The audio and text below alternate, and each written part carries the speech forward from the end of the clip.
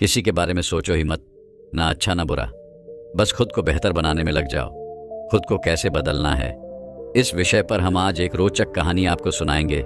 तो चलिए शुरुआत करते हैं। बहुत समय पहले की बात है। एक बहुत ही बुद्धिमान सन्यासी एक जंगल के पास अपनी कुटिया बनाकर रहा करता था। जो भी उनके पास अपनी समस्या लेकर आता, वह बहुत ही बुद्धिमानी से उसकी समस्या का समाधान निकाल देते। एक दिन वह वहीं पास के ही एक गांव में भिक्षाटन के लिए गए। जब वो भिक्षा मांगकर वापस लौट रहे थे तो रास्ते में उन्हें एक युवा व्यक्ति ने रोक लिया और कहा, मैंने सुना है कि आप किसी भी समस्या को बड़ी बुद्धिमानी से सुलझा देते हैं। हालांकि मुझे तो ज्यादा विश्वास नहीं कि आप मेरी इस जटिल समस्या को सुलझा पाएंगे, लेकिन मैंने लोगों से आपकी बुद्धिमानी के बहुत से किस्से सुन रखे हैं। इसलिए मैं आपसे एक बात जानना चाहता हूं कि हमें किसी भी काम में असफलता की घबराहट क्यों होती है और हम अपने किसी भी लक्ष्य को असफलता के घबराहट के बिना कैसे प्राप्त कर सकते हैं। युवा व्यक्ति का यह प्रश्न सुन बौद्ध सन्यासी मुस्कुराए और बोले, मैं तुम्हारे इस प्रश्न का उत्तर जरूर दूंगा और उसके बाद से तुम्हारी सारी घबराहट भी खत्म हो जाएगी। लेकिन उससे पहले तुम्हें मेरे साथ मेरी कुटिया तक चलना होगा। वह युवा लड़का उस सन्यासी की बुद्धिमत्ता को परखना चाहता था, इसीलिए वह कुटिया तक जाने के लिए तैयार हो गया। इसके बाद वह बौद्ध सन्यासी उस लड़के को अपने जंगल के पास बनी कुटिया में लेकर आए, लेकिन तब तक शाम हो चुकी थी, इसीलिए वह भोजन करके सो गए। अगले दिन जब वह उठे तो बुद्धिमान सन्यासी ने उस लड़के से कहा, चलो आज मैं तुम्हें जंगल की सैर करा के लाता हूं। और वह दोनों जंगल की तरफ निकल पड़े। कुछ देर बाद बुद्धिमान सन्यासी ने उस लड़के को एक गुफा दिखाई और कहा, चलो मैं तुम्हें उस गुफा की सैर कराता हूं। लड़के ने कहा, हाँ चलिए, मुझे भी जंगल की गुफा देखने की काफी दिनों से इच्छा थी। इसके बाद वे दोनों गुफा के अंदर चले गए। गुफा के अंदर काफी अंधेरा था, लेकिन थोड़ी देर बाद बौद्ध सन्यासी चुपके से गुफा से बाहर निकल आए और उस गुफा के द्वार को बाहर से बंद कर दिया। उस लड़के ने गुफा के भीतर से बहुत आवाज दी कि मुनिवर कहाँ हैं आप, कहाँ चले गए, मुझे जवाब क्यों नहीं दे रहे। लेकिन बहुत देर तक कोई जवाब न मिलने के बाद वह घबरा गया और घबराकर गुफा के द्वार की तरफ भागा। जैसे ही वह गुफा की प्रवेश द्वार पर पहुंचा, वह हैरान रह गया। यह क्या, यहां तो किसी ने गुफा के द्वार को बाहर से बंद कर दिया है। अब मैं बाहर कैसे निकलूंगा। अब वह अकेले अकेले उस अंधेरी गुफा में काफी भयभीत और परेशान हो गया। वह सोचने लगा कि कहीं उस सन्यासी ने उसे मारने की योजना तो नहीं बनाई थी। अब वह गुफा में इधर उधर घूमकर बाहर निकलने का रास्ता ढूंढने लगा। वह गुफा में काफी देर तक इधर उधर भटकता रहा, लेकिन उसे बाहर निकलने का कोई रास्ता नहीं मिला। अब उसे जोरों की प्यास और भूख भी लग रही थी, इसीलिए वह शांत होकर एक जगह बैठ गया। तभी उसे एक सुरंग से सूर्य की रोशनी आती हुई दिखाई दी और उस रोशनी आने वाली सुरंग तक पहुंचना बहुत ही कठिन था, क्योंकि चारों तरफ बस अंधेरा ही अंधेरा था और वह सुरंग भी काफी ऊंचाई पर थी। पर फिर भी वह तुरंत उठा और अपनी सारी भूख प्यास को भूलकर अपना सारा ध्यान उस गुफा से बाहर निकलने पर लगा दिया। काफी मेहनत और प्रयास करने के बाद वह उस सूर्य की रोशनी आने वाली सुरंग तक पहुंच गया और कुछ दूर तक उस सुरंग में ही ऊपर चढ़ता गया। तभी अचानक उसे वह सन्यासी हाथ आगे बढ़ाता हुआ दिखाई दिया। वह लड़का झट से उस सन्यासी का हाथ पकड़कर बाहर आ गया और बाहर निकलते ही उस सन्यासी को गुस्से से चिल्लाकर कहा, मुनिवर आप पागल हो गए हैं। आप मुझे अंधेरी गुफा में अकेले छोड़कर आ गए। आपको पता है मैं कितना भयभीत हो गया था और मुझे कितने जोरों की प्यास लगी है। उस सन्यासी ने मुस्कुराते हुए उसे पानी दिया और कहा, अब मेरी बातों को ध्यान से सुनना। तुम इस गुफा के बाहर सिर्फ 2 कारणों की वजह से निकल पाए, जिसने तुम्हें इस गुफा से बाहर निकलने के लिए मजबूर किया।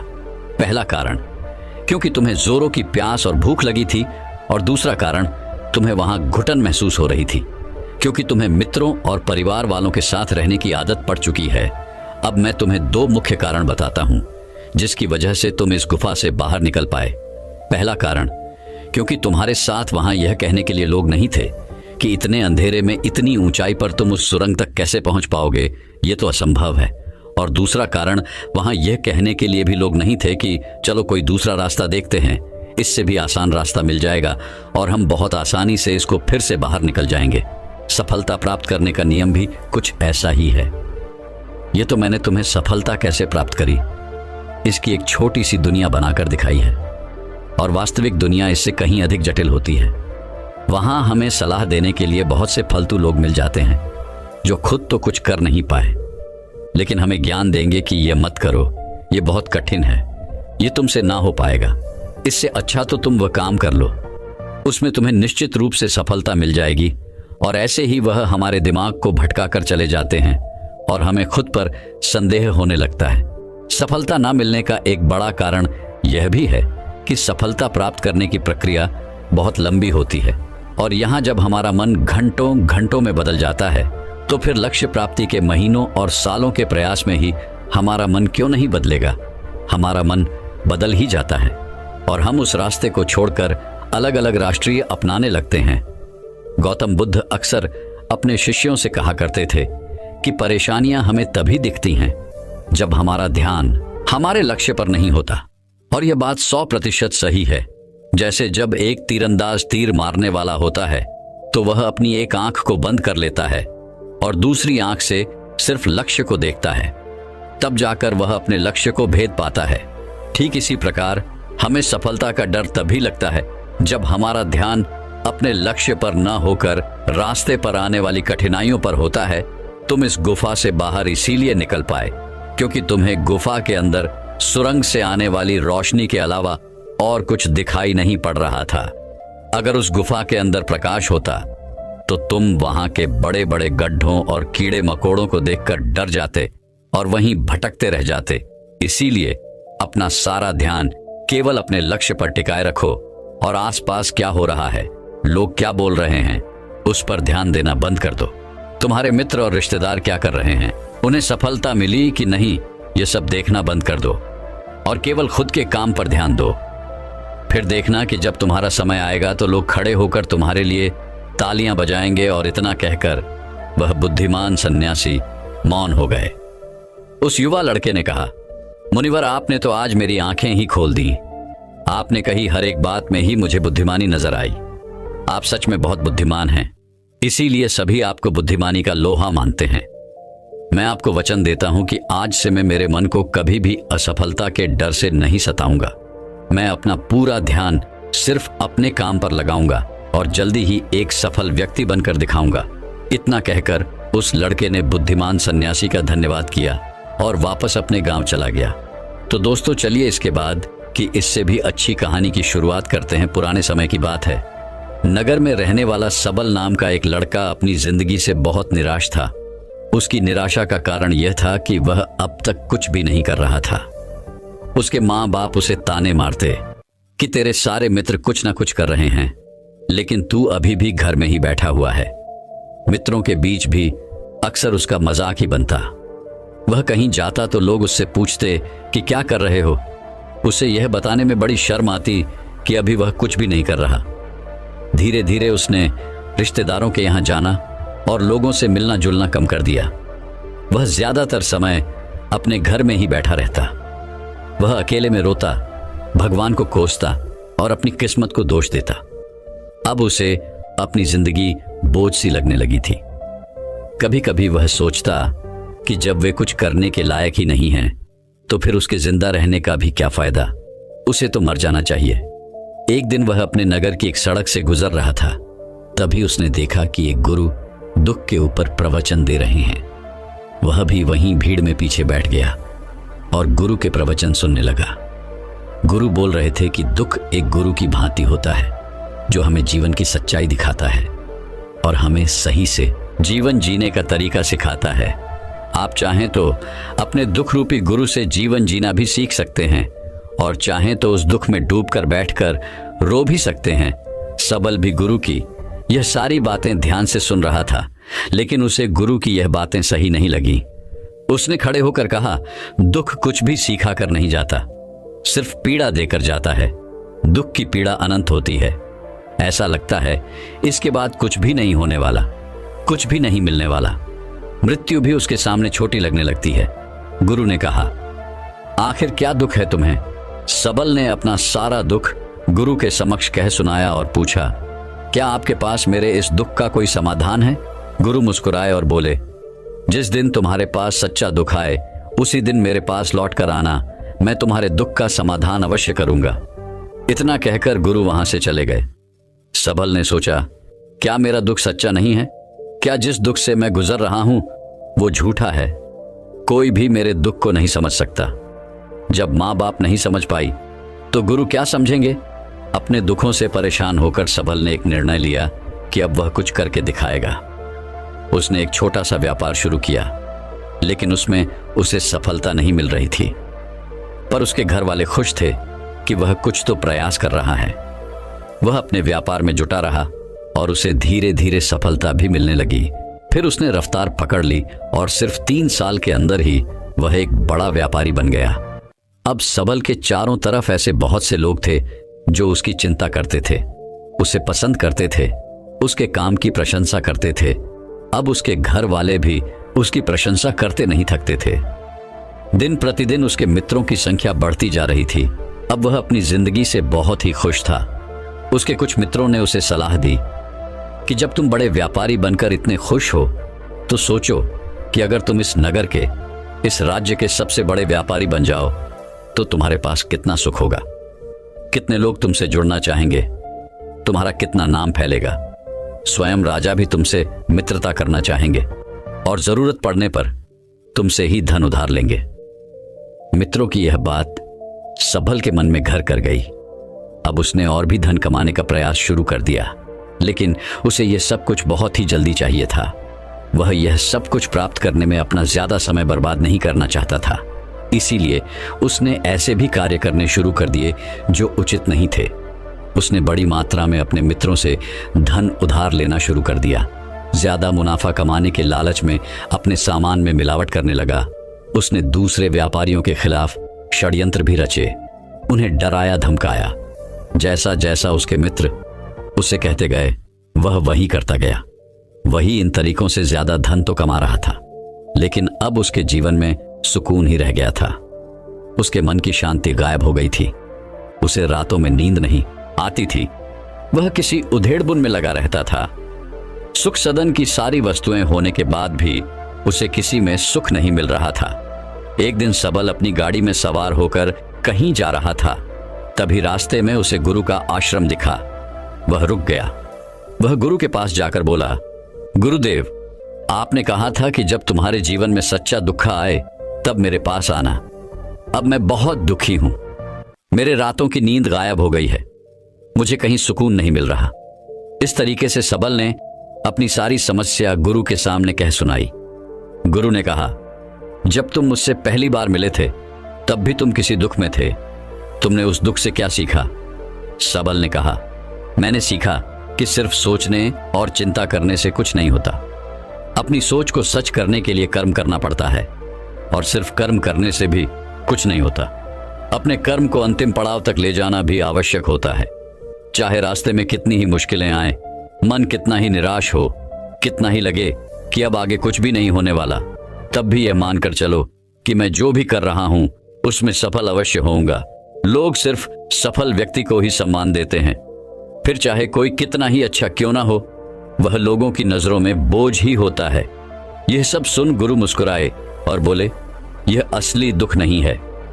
जब तुम्हारे जीवन में असली दुख आए तब मेरे पास आना, मैं उसका समाधान अवश्य करूंगा। सबल ने जाते समय गुरु को सोने के सिक्कों से भरा एक घड़ा भेंट किया। घड़ा देखकर गुरु ने कहा, यह मेरे किसी काम का नहीं, इसे उस पेड़ के नीचे गड्ढा खोद कर दफना दो।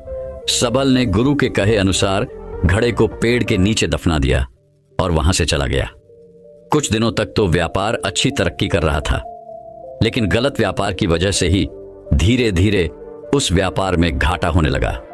उसकी सारी धन संपदा धीरे धीरे खत्म होने लगी और एक दिन ऐसा आया जब उसके पास कुछ भी नहीं बचा और वह कर्जे से भर चुका था। लेकिन वह निश्चिंत था क्योंकि उसने सारा कर्ज अपने मित्रों से ही लिया था। वह सोचता था कि उसके मित्र बुरे समय में उसका साथ देंगे, लेकिन ऐसा कुछ भी नहीं हुआ। बुरा समय आते ही मित्रों ने ही सबसे पहले अपना उधार मांगना शुरू किया और उधार वापस न करने पर जान से मारने की धमकी भी दी। उसके शुभ चिंतक, उसे चाहने वाले सब उससे दूर हो गए। उसके वो मित्र जो उसके साथ मौज मस्ती किया करते थे, अब उससे दूर भागने लगे। उसके परिवार वाले उसे उसकी गलतियां और कमियां गिनाने लगे। उसकी सारी संपत्ति नीलाम हो गई और उसके पास कुछ भी नहीं बचा। उसने अपने पिता से सहायता मांगी तो पिता ने कहा, मेरे पास यह थोड़ी सी ही संपत्ति है, अगर मैं यह भी तुम्हें दे दूंगा तो तुम्हारी मां को कहां रखूंगा? यह संपत्ति ही हमारा आखिरी सहारा है। सबल के भीतर बहुत गहरा दुख था। उसके आसपास ऐसा कोई भी नहीं था जो उसके दुख को समझ सके, उसे संभाल सके। लोगों से मिले इस धोखे और विश्वासघात की वजह से ही वह अंदर तक टूट गया। उसे लगने लगा, अब जीने का क्या मतलब? अब तो मृत्यु ही एकमात्र सहारा है, वह आत्महत्या करने। एक पहाड़ी की तरफ जा रहा था कि तभी उसे याद आया, गुरु ने कहा था, जब तुम्हारे जीवन में असली दुख आए तब मेरे पास आना। सबल गुरु के पास गया और अपना सारा दुख कह सुनाया। वह आंखों में आंसू भरकर बोला, मेरे इस दुख का समाधान कीजिए गुरुदेव। गुरु ने कहा, जब तुम्हारे जीवन में असली दुख आए तब मेरे पास आना, मैं उसका समाधान अवश्य करूंगा। सबल ने कहा, अभी जो मेरे जीवन में घट रहा है वह दुख नहीं है। आखिर असली दुख होता क्या है गुरुदेव? गुरु ने कहा, सबसे पहले तुम यह बताओ कि तुमने अपने इस दुख से क्या सीखा?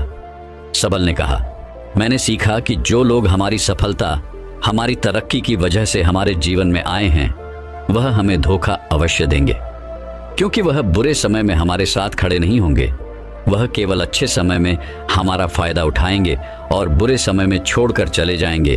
भरोसा केवल उन्हीं लोगों पर करना चाहिए जो हमारे बुरे समय में, असफलता के समय में हमारे साथ खड़े रहते हैं। लेकिन ऐसे लोग बहुत ही कम होते हैं, पर जिसके पास होते हैं उन्हें उनकी कद्र करनी चाहिए, उनका अपमान नहीं करना चाहिए। मैंने यह भी सीखा कि कभी किसी के खिलाफ षड्यंत्र नहीं करना चाहिए, ईमानदारी और धैर्य के साथ अपना काम करना चाहिए और कभी लालच नहीं करनी चाहिए। अपना सारा दुख और अनुभव बताने के बाद सबल आंखों में आंसू भरकर गुरु के सामने बैठा रहा। थोड़ी देर बाद गुरु उठे और उस पेड़ के नीचे गड्ढा खोदकर वह घड़ा बाहर निकाला जो सोने के सिक्कों से भरा हुआ था और उस सबल को दे दिया और कहा, जब तुम्हारे जीवन में असली दुख आए तब मेरे पास आना। सबल ने गुरु को धन्यवाद दिया और उन्हें प्रणाम कर वहां से चला गया। उसने उस घड़े से एक छोटा व्यापार शुरू किया और वह एक छोटा व्यापारी बनकर भी खुश था। उसने पूरी लगन और ईमानदारी से व्यापार किया।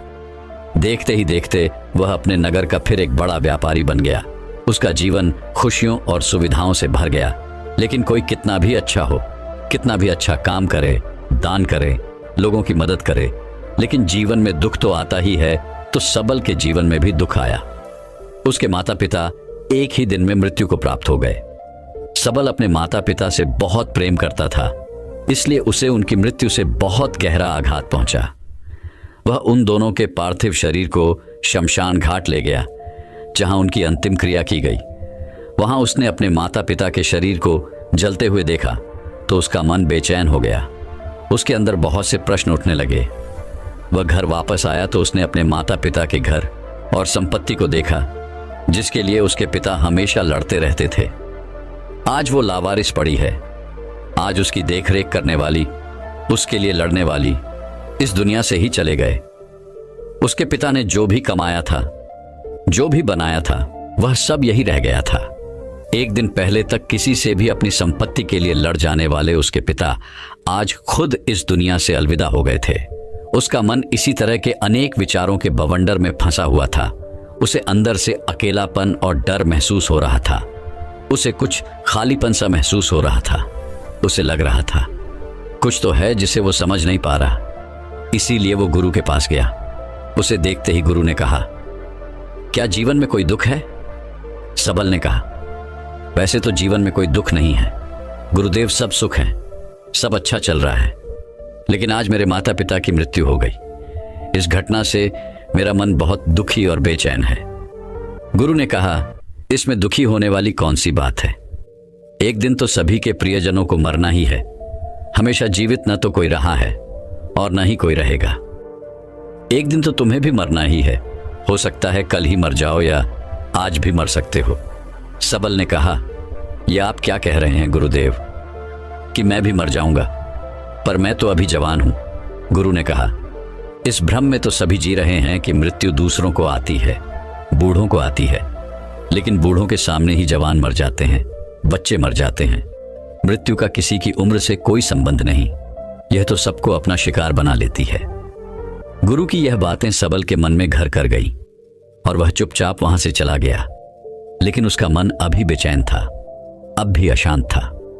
वह कुछ खालीपन सा महसूस कर रहा था। वह पूरे दिन अपने बारे में ही सोचता रहता कि वह कौन है, इस दुनिया में क्यों आया है, क्या सिर्फ चीजों का प्रयोग करना और मरना ही जीवन का लक्ष्य है। ऐसे ही बहुत से प्रश्न उसके मन में लगातार उठ रहे थे, लेकिन उसे अपने किसी भी प्रश्न का उत्तर नहीं मिल पा रहा था और उसका दुख दिन प्रतिदिन बढ़ता जा रहा था। इसीलिए कुछ दिनों बाद वह फिर गुरु के पास पहुंचा और बोला, गुरुदेव, मैं बहुत दुखी हूं क्योंकि मैं यह नहीं जान पा रहा कि मैं कौन हूं और इस दुनिया में क्यों आया हूं। यह सुन गुरु मुस्कुराए और बोले, आज पहली बार तुम्हारे जीवन में सच्चा दुख पैदा हुआ है। वास्तव में यही है जो दुख कहलाने के लायक है कि हमें पता नहीं कि हम कौन हैं, क्यों आए हैं, क्या करना है, कैसे करना है। सबल ने कहा, गुरुदेव, मेरे इस दुख का समाधान कीजिए। गुरु ने कहा, हम सभी इंसान जीवन भर क्या इकट्ठा करते रहते हैं। सबल ने कहा, हम सभी इंसान जीवन भर धन, संपत्ति, मान सम्मान, परिवार, मित्र, पद प्रतिष्ठा इत्यादि इकट्ठा करते रहते हैं। गुरु ने कहा, क्या इन इकट्ठा की हुई सभी चीजों में से एक भी चीज हम अपने साथ ले जा सकते हैं। सबल ने कहा, नहीं गुरुदेव, इनमें से कुछ भी साथ नहीं जाता। मेरे माता पिता के साथ भी कुछ नहीं गया, सब तो यही छूट गया, घर, परिवार, संपत्ति, सब कुछ। गुरु ने कहा, अब मेरी बातों को ध्यान से सुनना। इस दुनिया में हमें जो इकट्ठा करना चाहिए वो तो हम कभी इकट्ठा करते ही नहीं। चीजें हमारे सामने ही होती हैं, लेकिन हम उन्हें देखने का प्रयास ही नहीं करते। इस दुनिया में हमें जिस चीज को इकट्ठा करना है वह हम खुद हैं। हमें खुद को ही इकट्ठा करना है ताकि जब मृत्यु हो तो हम एक हो सके और स्वयं को पहचान सके हम भीतर से बटे हुए हैं। प्रेम में, नफरत में, क्रोध में, जलन में, क्रूरता में, धन में, संपत्ति में, पद में, प्रतिष्ठा में, मान में, पहचान में, धर्म में, जाति में, ऐसे ही सैकड़ों हजारों चीजों और वासनाओं में हम बटे हुए हैं। हम टुकड़ों में जीवन जी रहे हैं। इस बंटवारे की वजह से हमारी चेतना कभी एक नहीं हो पाती। हमारी चेतना शक्ति बिखर गई है, इसलिए हमारे पास इतना भी समय नहीं है, इतनी भी ऊर्जा नहीं है कि हम मुड़कर एक बार अपने भीतर देख सकें। वास्तव में जिस धन की कमी, सुविधाओं की कमी, मान सम्मान की कमी को लोग दुख समझते हैं और जीवन भर उसे दुख दुख बोलकर रोते रहते हैं और उनका समाधान खोजने का प्रयास करते रहते हैं, उन्हें उसका समाधान कभी मिलेगा ही नहीं, क्योंकि जिन्हें लोग दुख कहते हैं वो असली दुख है ही नहीं। वो तो सिर्फ इंसान की चाहत है, उसकी इच्छा है जिसकी पूर्ति कभी नहीं की जा सकती। इसीलिए यहाँ व्यक्ति को ऐसे दुखों का कभी समाधान मिला ही नहीं। इसीलिए इन सब के ऊपर अगर अपने दुखों का परम समाधान चाहिए तो सबसे पहले अपने आप को इकट्ठा करो, अपनी ऊर्जा को इस संसार से वापस खींचो और एकत्रित करो। अपने ऊपर ध्यान दो, खुद पर ध्यान लगाओ। मृत्यु से पहले ही अपने आप को पहचान लो, ऐसे ही बिखरे हुए मत चलो। सबल ने कहा, तो क्या गुरुदेव हमें ये संसार छोड़ देना चाहिए, अपनी सभी इच्छाओं को मार देना चाहिए, किसी से प्रेम नहीं करना चाहिए, धन संपत्ति नहीं इकट्ठा करनी चाहिए, मान सम्मान की आशा छोड़ देनी चाहिए। गुरु ने कहा, एक बिखरे हुए मनुष्य के अंदर से कामनाएं, इच्छाएं और वासनाएं ऐसे ही निकलती हैं जैसे पहाड़ से कोई पत्थर गिर रहा हो जिस पर पहाड़ का कोई नियंत्रण नहीं है, सिवाय देखने, परेशान होने और कुछ होने के। इसी प्रकार एक बिखरे हुए मनुष्य की इच्छाएं अनियंत्रित और दुखदायी होती है। उसका अनियंत्रित मन कुछ भी इच्छाएं और कल्पनाएं करता रहता है और दुखी होता रहता है। लेकिन जब व्यक्ति एकत्रित हो जाता है तो वह जो भी करता है सब उसके नियंत्रण में रहता है, तब इच्छाएं भी उसकी इच्छा से निकलती हैं। सबल ने कहा, गुरुदेव आपने मेरे सच्चे दुख का समाधान कर दिया, आपका बहुत बहुत धन्यवाद। आज से मैं खुद को एकत्रित करने का प्रयास करूंगा। गुरु ने कहा, मानो शरीर में बहुत ऊर्जा है, बहुत शक्ति है और यह बेकार के कामों में भटक रह गई है, पृथ्वी की चीजों में लगी रहती है। यह ऐसा ही है जैसे कि एक अत्यंत शक्तिशाली मशीन किसी बच्चे के हाथों में दे दी गई हो और वह बिना सोचे समझे, बिना किसी नियंत्रण और जानकारी के बस इसकी शक्ति को कहीं भी बर्बाद कर रहा हो। इसीलिए अपने चेतना की शक्ति पर ध्यान दो और इसे एकत्रित करो। सबल को अपने प्रश्नों का उत्तर मिल चुका था। उसने गुरु का धन्यवाद किया और चुपचाप वहां से चला गया। दोस्तों, मैं उम्मीद करता हूं कि यह कहानी सुनने से आपके जीवन में अच्छे बदलाव आए होंगे। आपको इस वीडियो से क्या सीखने मिला, ये कमेंट करके जरूर बताएं और अपने परिवार, दोस्तों या आपके करीबी इंसान के साथ ये कहानी शेयर करके उन्हें भी इस ज्ञान से परिचित करवाएं। बाकी अगर आपको ये वीडियो दिल से अच्छी लगी हो तभी इस वीडियो को लाइक कर देना, और आपने अब तक इस चैनल को सब्सक्राइब ना किया हो तो चैनल को सब्सक्राइब भी जरूर कर देना।